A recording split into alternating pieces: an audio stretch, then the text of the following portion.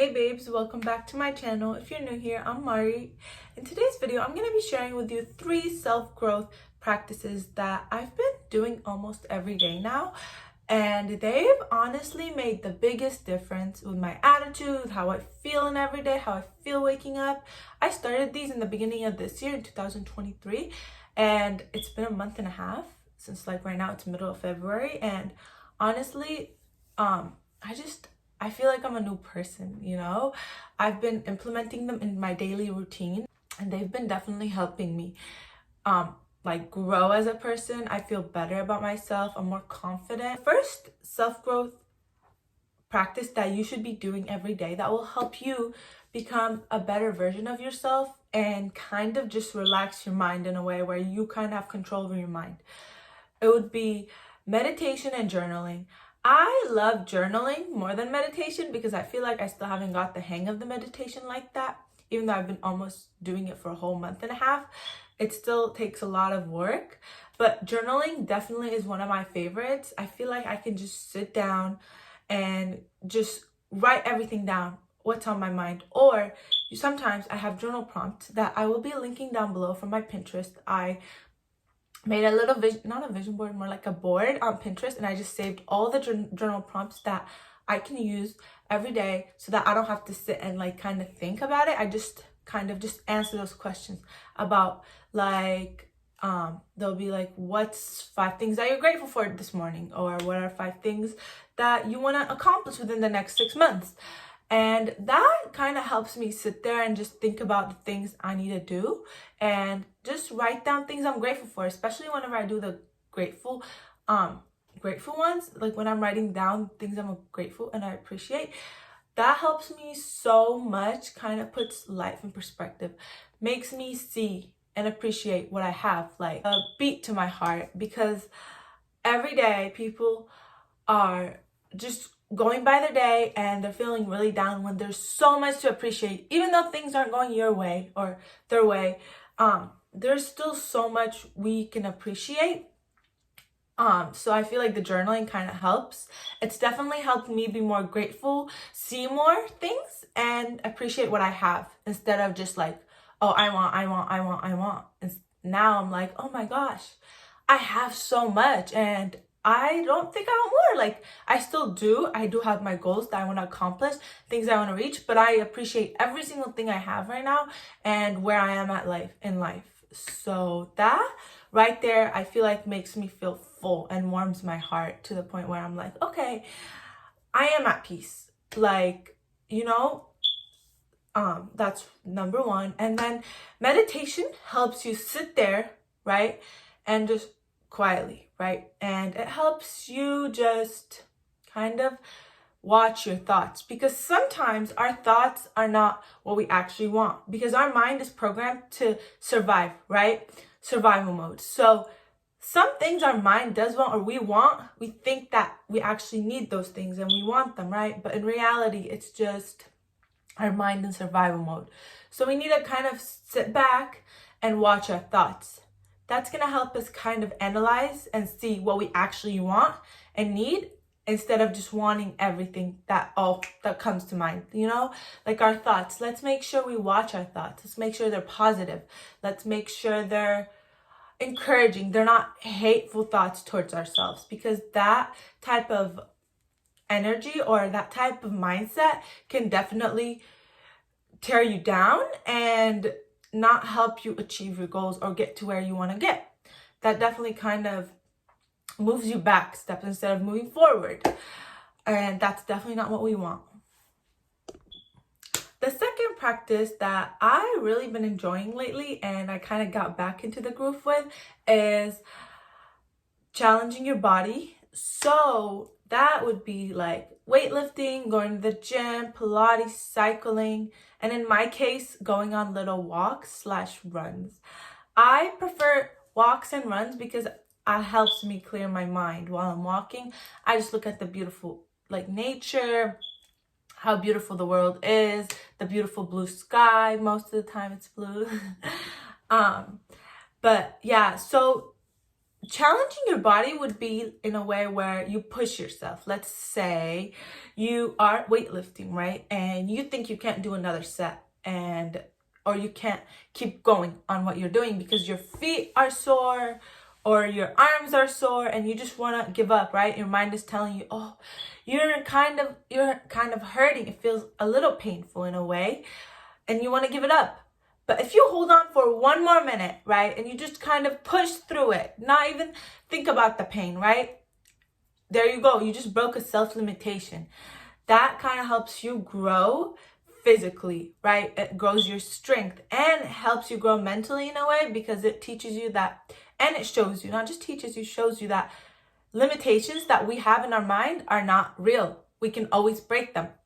It's a matter of believing in yourself and having faith in yourself.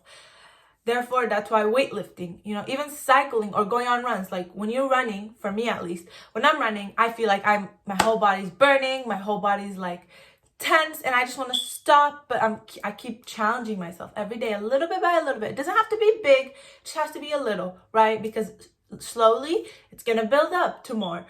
I just push myself. Okay, I think I can go down another block. Come on, I got this. I'm just gonna keep jogging, keep pushing, even though my whole body and my mind is telling me stop. I don't feel good, it doesn't feel good. But at the end, when I do push myself, then I feel so much better. I feel like my body just feels so good because it was just, there's so much pressure, and all of a sudden you just relaxed, and then you realize you just broke a limitation. And that helps you see that you can achieve your goals. It kind of teaches you and shows you that self-limitations, no matter what our mind sometimes tells us, it's just a limitation. It's just our mind saying things because we're a little bit nervous and scared.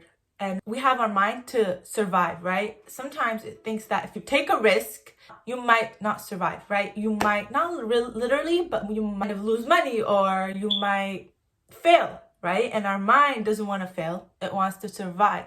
So it just kind of scares us. And we can't always listen to it. I mean, it's good to listen to our mind, but it's also good to kind of just, if it's a limitation, you need to look at it and tell it, no way, I'm going to keep trying, right? The third tip I want to share with you is reading, okay? I love reading because it exercises your mind. Me, honestly, before, I didn't like reading. Reading was not my thing. It was just, I didn't like it. But when I did research and I learned that reading is a way to exercise our mind, just like we exercise our bodies, we need to exercise our mind so that we prevent it from deterioration over time, like when we're older, I started reading autobiographies and I just fell in love. I love autobiographies because they help me kind of like learn lessons for my life in a way where like I can prevent doing certain things because I see the outcome in the book. I'm currently reading a book called Settle for More by Mari.kalla, which I love her. I love this book. Honestly, it's great. I've learned a lot of things, especially like just a lot of things because it's an autobiography about her life and how she grew up and what she did and what happened in her life and everything and how she got to where she is today, right? And that kind of helps me put things in perspective on what I want to do in life and how I'm not like that kind of encouraged me not to be scared that I got this, that I can create the life I want. That's kind of the main idea of her book, that you can create the life you want if you work hard, right? And I think that's always being told, but you kind of have to believe it too. You can't just say it, and you need to kind of have a vision, right? And she tells you that. Reading also helps you because you just sit there and you focus on doing one thing, right? Reading that book, right? Focus on the story. So that helps your mind start like creating an image of the story. At least for me, it does. Every time I read, I start creating a mental image of what's happening in the book. It's kind of like a movie, but in my head. I pick the characters, how they look, where they are, what the genre is, and everything in my head, right?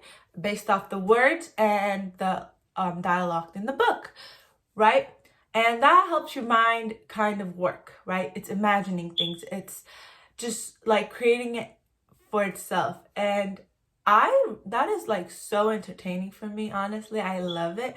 And I think that helps our minds kind of be creative, right? And just work in a way where it's just focused on one thing, instead of like throughout our days our minds are always just all over the place, right? We're thinking of this, we're thinking of that, and like the reason we're thinking so much stuff, we don't want to forget doing certain things. Because for me, whenever I just kind of don't think too much, right, I feel like I forget to do certain things unless I write them down. Then okay, that's why reading helps you just do one thing at a time. You're focused on that, and it helps your mind kind of just work on just one thing, which is always good for us. Personally, I like meditating in the morning. That's when I feel like I wake up, my mind's pretty clear and it hasn't gotten busy like with things all around, social media or work or any of that. In the morning, it's just whenever I feel like the most relaxed. That's why when you meditate, I feel like it'll be easier and better for you in the morning to start off your day right. Just try avoid going on your phone when you first wake up, because that kind of just distracts your mind right away, and all of a sudden your mind's full of these thoughts because you got them from like social media, the looking at, like the scrolling, and or TikTok, you know. And journaling, I usually like doing it at night because I feel like I get to reflect on my day. I get to kind of just wind down and just write all my thoughts. If there's anything I need to do for the next day, just write it in my journal or in my planner. But I think it's best done at night. And reading, I do it at night as well before I go to sleep, because I feel like it helps me relax my mind, and it helps me kind of just get rid of all the crazy things that happened to me that day or whatever it is, right, at work, dealing with things, right? And it helps me kind of focus on that one thing, like the book, right, and what's going on. And exercising, I just do it whenever I have time. I usually kind of just do it either in the morning if I have time, or sometimes after work. But mostly after work, just because I feel like I have more time. These tips are gonna help you.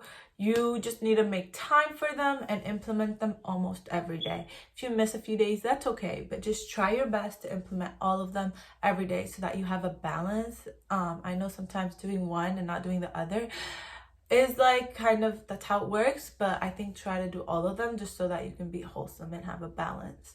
Thank you for watching. I'll see you in my next video. Bye.